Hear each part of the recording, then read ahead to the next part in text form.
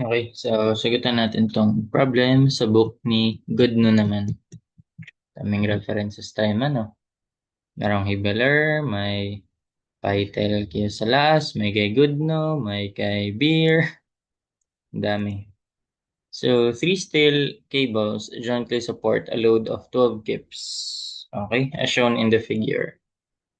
So, sige, basahin muna natin lahat. The diameter of the middle cable daw is 3/4 inch and the diameter of each outer cable is 1/2 inch. So the tensions in the cable are adjusted so that each cable carries 1/3 of the load. That is 4 kips. And later, the load is increased by 9 kips to a total load of 9 plus, ano yun? 9 plus 12, 21 kips. So what percent of the total load is now carried by the middle cable? What are the stresses in the middle and outer cables respectively? So ayan, may note tayo dito. So pinapagamit tayo nitong table. Bakit kaya? Tingnan natin. So, sige. Attach ko na dito yung figure. Gawin ko na lang duplicate. Parang, meron tayong part 1, part 2. So, ito yung before. Lagay ko na lang din siya. Babalikan natin basahin. Before load is increased.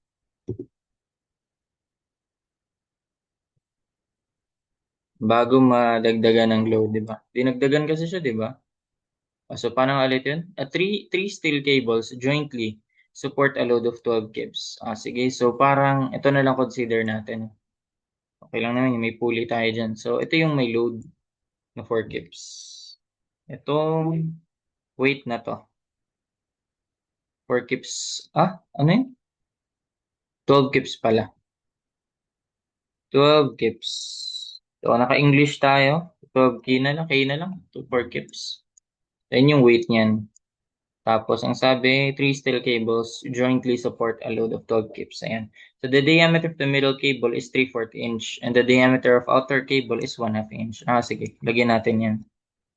So, diameter daw nito ay, yung middle ba yun? Liitan ko pa ba?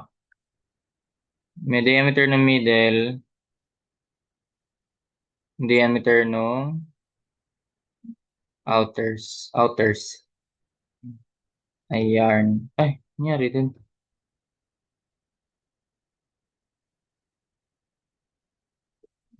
Yan. Ito naman yung sa isa. Yan. So, again, kalimutan ko agad. Diameter, middle cable 3/4. Sa outer ay 1/2. Okay? So, 3, kapal. 3/4 daw to. 3/4 inch diameter yung loob. So, yung labas, 1/2 lang inch diameter. 1/2 lang. Oo nga. Mas malaki nga pala yung nasa loob. Okay. So, meron na tayo yan. So, the tensions in the cables daw are adjusted so that each cable carries 1/3 of the load. Okay. Bakit dyan ako naglagay?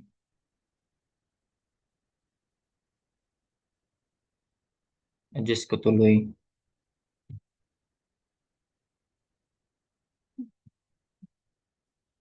Hello. Bonak naman. Ito yung gitna. Adjust ko na nga lang sila. So, ito at ito. Hindi, okay na yan. Basta yun yung tinuturo niya na 1/2. Yan, 1/2 inch yan silang labas. Okay, so ang sabi, mahati daw to sa tatlo. Yung ano kanina, tension kanina, mahati lang yun sa tatlo. So ito, tension to. Tension, tension, tension. So oops, nag-snap siya. Di sige, kopyahin ko na lang.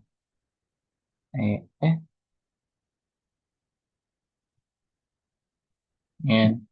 So, dito yung banda. So, tig 1/3 yan sila, no? So, ilan yun lahat? 12 kips, di ba? So, tig 4 kips yan. 4 kips, 4 kips, 4 kips. 4 kips, 4 kips, 4 kips, 4, 8, 12. Ayan. So, yun yung initial. O, ang sunod, ayan. So, later, the load is increased by 9 kips to a total load of 21 kips. So, dinagdagan siya. Okay, so duplicate ko na lang to. Pwede ba yun? Uy, pwede. So, ayan. After load is increased na yan. Nung dinagdagan na siya ng load, ang nangyari is, ayan, ang nangyari is, nadagdagan to. No? So, nadagdagan to ng, ilan ang nadagdag? Plus 9 kips, no? Dito ko na lang siya ilagay. Sa blue na lang kaya. O, nadagdagan siya ng 9 kips. O, syempre, kung nadagdagan nyo ng 9 kips, so, ano mangyari dito? May madadagdag din dito. Di ba? May madadagdag din dyan sa kanila. Pero di na sila equally. Di na sila equal. Di na sila equal. Dito ko na lang siya ilagay. Tapos dito. So, itong itong isa, 4 kips plus ano na to.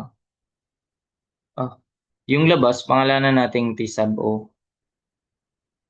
Hindi ko naman binabaan kasi. So, 4 kips plus yung labas, pangalanan nating outer, no? Plus outer. Oh, syempre, meron ding isa pa sa labas.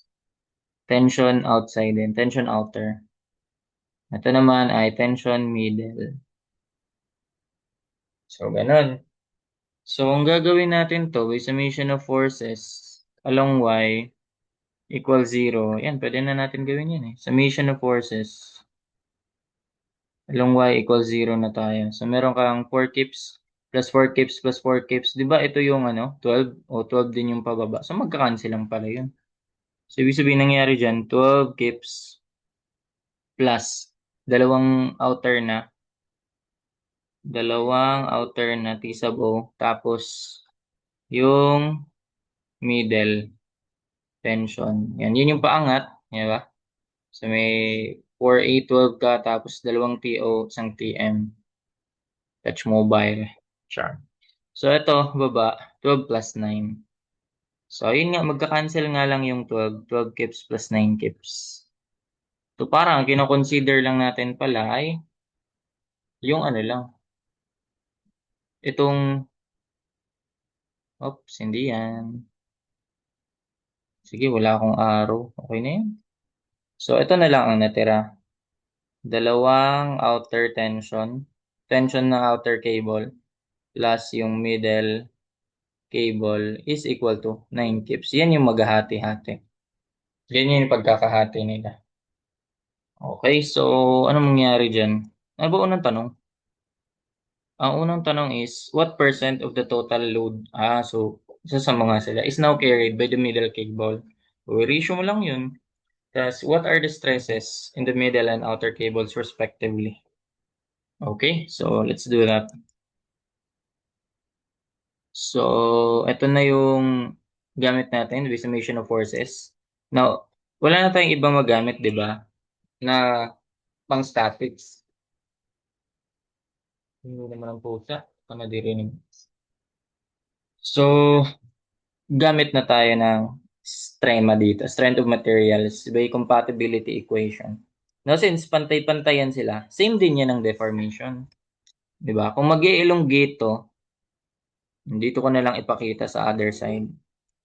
Kung mag-elongate to sila, sabay-sabay din yan. Pantay-pantay din yan. Di ba? So, kung isabihin natin ito yung original length nun. So dahil sa tension yan, mag-elongate yan. Haba yan. Ganun. Okay, puli na gets naman yan. No? So, ito yung naging length na nadagdag. Yan, madadagdag yung distance na yan. Okay, tanggalin ko na no. So, ito yung pangalanan natin. Ayan na yung delta. Then, equal yan sila parehas. Deflection, delta. Wala talagang araw, no? Hindi, okay na yun. Nagsasnap. Nangyari sa'yo, boy. Nagsasnap. Sige. Basta ganun. Yan yung delta natin. And equal yan sila, yung outer at yung middle. Kasi pantay-pantay naman yan eh. So delta nung sa outer is equal to delta din nung sa middle. Ano lang yan? Chicken fillet na lang yan. Diba? So, delta yung sa outer is equal to delta yung sa middle. Siyempre, isa lang consider mo. Paparas naman sila eh. So, formula, di ba? Sa deflection, PL over AE. So, force ng sa outer, ilagay ko na agad, TO. Tension, no, outer, tas length, pare-pareho sila. So, mapapansin mo, magka-cancel lang din yan. Area, yun, magkaiba sila. Area outer, tas yung modulus of elasticity, parehas din sila. Kasi, parehas naman yung steel. Wala namang, ayun, no, three steel cable. So, isa lang yan sila ng material. Area lang nagkatalo. So, that is equal to tension naman sa middle times length divided by area ng sa middle times modulus of elasticity. So obviously dito magka-cancel lang tong elasticity and yung length. Kasi para-parehas lang yan sila eh. So matitira sa'yo ay yung tension and yung area. Ang area, parehas naman yan sila cable, no? So pi over 4 diameter squared. Outer diameter, diameter ng outer cable squared. Ito namang isa ay tension nung sa middle, pi over 4, plus diameter ng middle cable squared. So, ayan, another magka-cancel is yung mga pi. So, magka-cancel lang din to. Parehas lang may pi. So, pag ano natin to, first multiply natin to. So, diameter nung sa middle cable squared times yung tension sa outer cable. And ito naman, diameter nung outer cable squared times sa tension sa middle cable. So, ayan. Actually, pwede na nga ito, no? Ayun, no? Ito, to. Hmm. Ayan, pwede na yan. Kumbaga, mag-ano ka na dito. Mode 5, 1. Ito, substitute muna natin yung middle cable. Yung middle natin ay, yan, 3/4. Yung outer naman natin ay, yan yung 1/2. Okay, substitute natin. So, 3/4 squared times outer cable. And, iusin na nga natin sa ganitong format. So, ilipat na natin yung TM. Gawin na natin negative to. Minus TM. Minus yan, equal to 0. So, minus outer diameter, yun yung 1/2. Then naka-square times TM equal to 0. So, ilan to? 3 times 3, 9. 9 times 4 times 4, 16. T sub O minus 1/4 T sub M equal to 0. So, ayun, masasolve na natin yung TO at T sub M. So, ito yung mga madadagdag na, di ba? Ayun, no? Pwede na yan. Asterisan natin. So, pwede na yun. Mode 5-1. Mode 5-1. First, TO, T sub O, dos. Coefficient ng TM 1. And ito 9 kips. Naka-kips ba tayo? Pwede ba? Naka-kips, kips, kips, kips, kips, kips. Pwede naman. Naka-kips na lang lahat. Yan, kilopounds ka dyan. Tapos, 2, 1. Tapos ito 9/16. Kips. Negative 1/4. Kips din yan. Equal to 0. Wala naman dyan, di ba? So, ayun. Ito yung outside tension sa outside na cable. Ito naman yung tension ng sa middle cable. Una lumabas yung sa outside.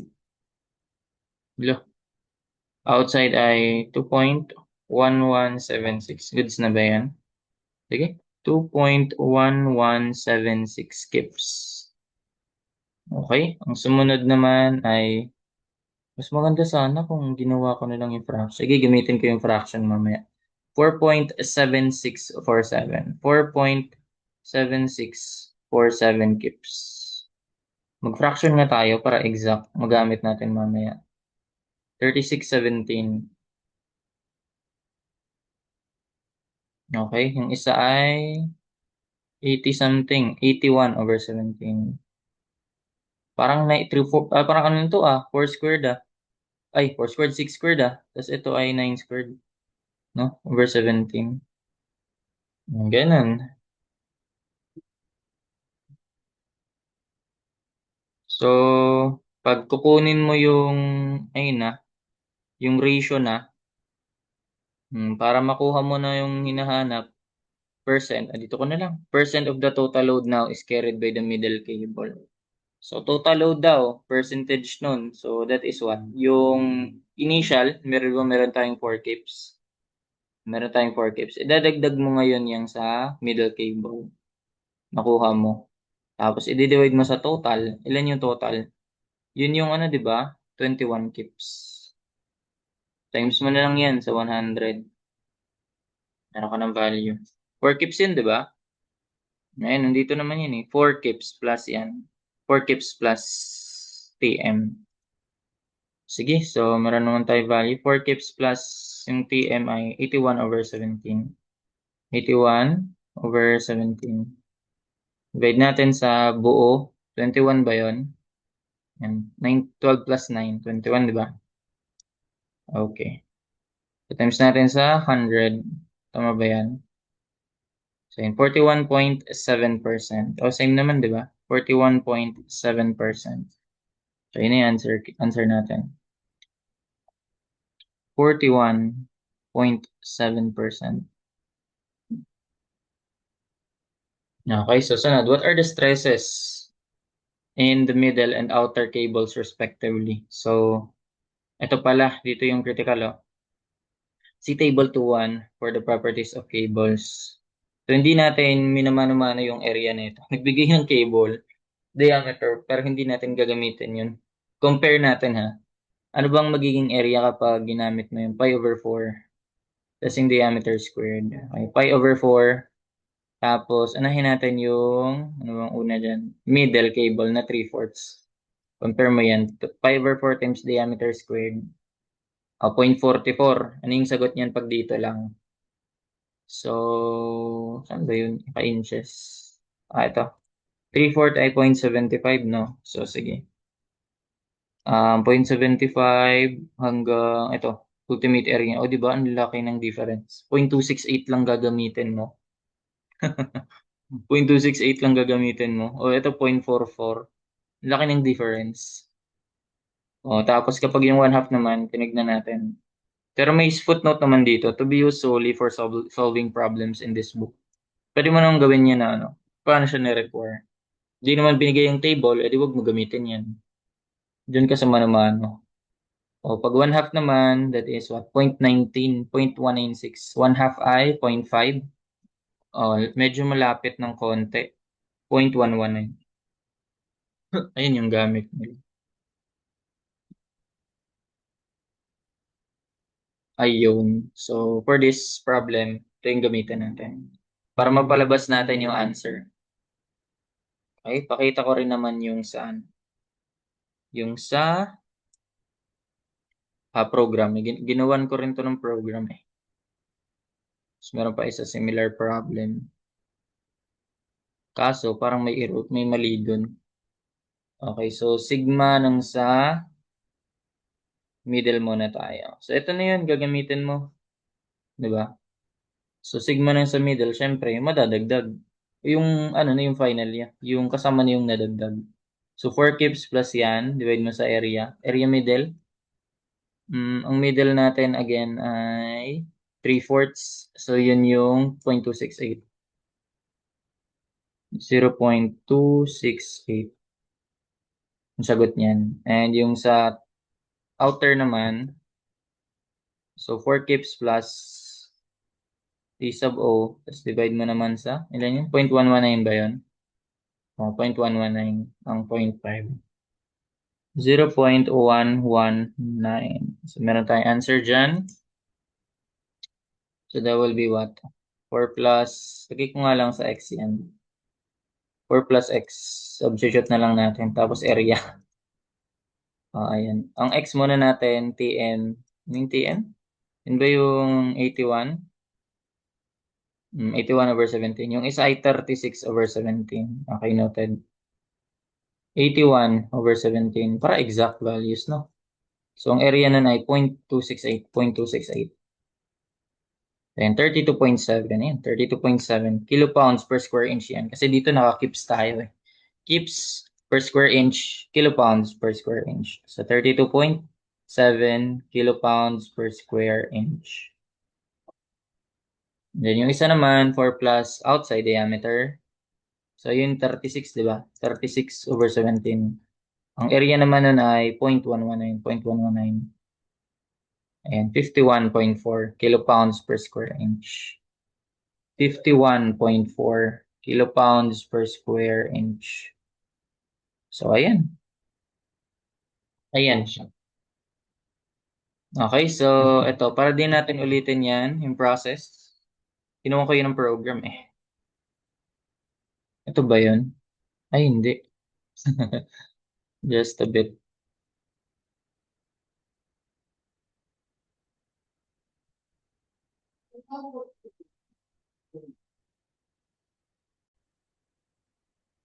Okay, so ito na yun. Kinuha ko siya ng program. Play natin. Ano yung initial niya? Di ba? 12 kips. Pwede na siguro kahit wag mo i-kips ko na lang to. 12 kips. Tama ba? Tulimutan agad, no? 12 kips, okay. Tapos, ang inner diameter, ang inner ay naka 3/4 or 0.75. Ang outer ay kalahati lang. Tapos, eto, mahati yun sa tatlo. Ayan. And then, ito yung madadagdag 9 kips. Tama ba? So, ayan siya. 9 kips. So, pag ginamit natin yung area na by formula, ito yung papalabas natin. Parehas pa rin sa, sa percentage kasi wala namang area dun, di ba? 41.7. Then, ito yung sa stress, magkalayo sila, ang layo. 90 naging, tama ba? Yung middle, 1932.7. Layo discrepancy, no? 31, tapos 51.4. Pero kapag inayos natin, ginawa natin yung middle, 0.268. Tapos yung baba, 0.119. So, ayan, pares na. 41.7, 32.7, 51.4. So, tama lang pala yung ano nito. Dapat pala nito ay newtons or nakakips. And then, ito ay newtons or nakakips. Kilopounds, kilopounds, newtons or nakakips. Kilopounds, kilopounds, megapascal or kilopounds per square inch.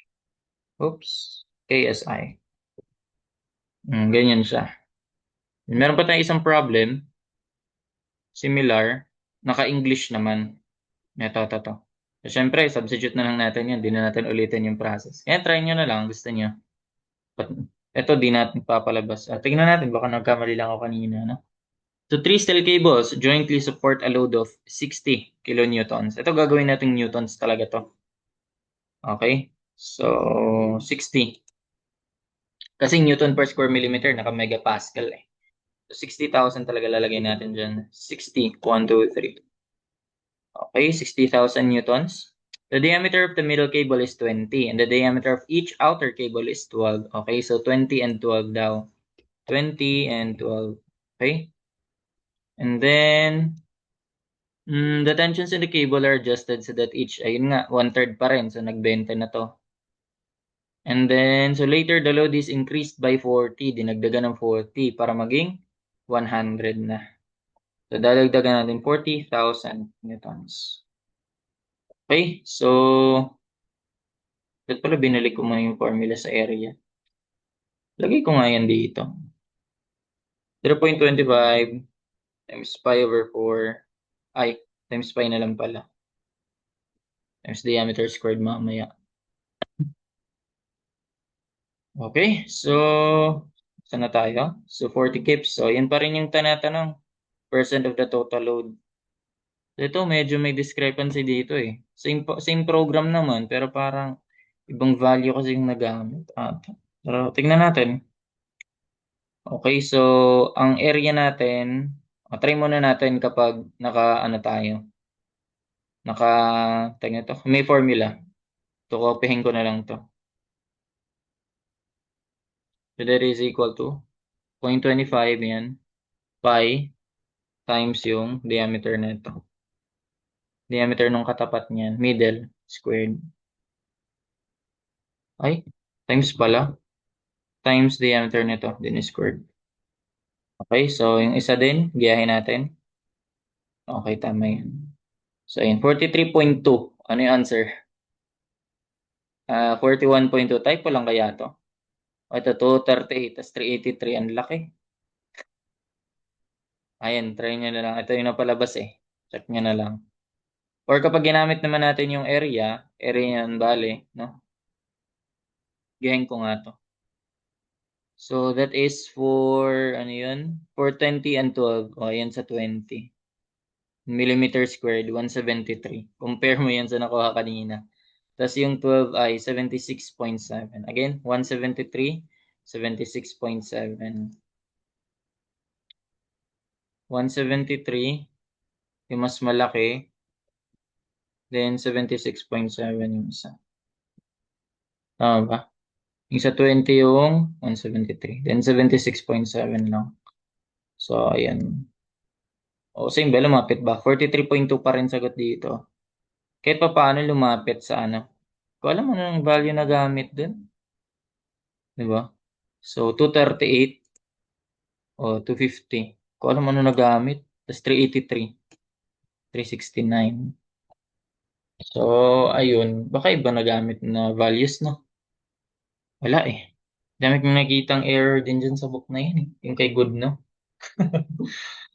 Oo. Dami ko rin nakita. Kaya siguro di gaanong naging reference. Mas favorite yung Hibbler, diba? Kay Pytel. So, ayun. I guess, and that's it for this problem. Try nyo na lang din yan. Yun yung answer. We learned something. And I thank you.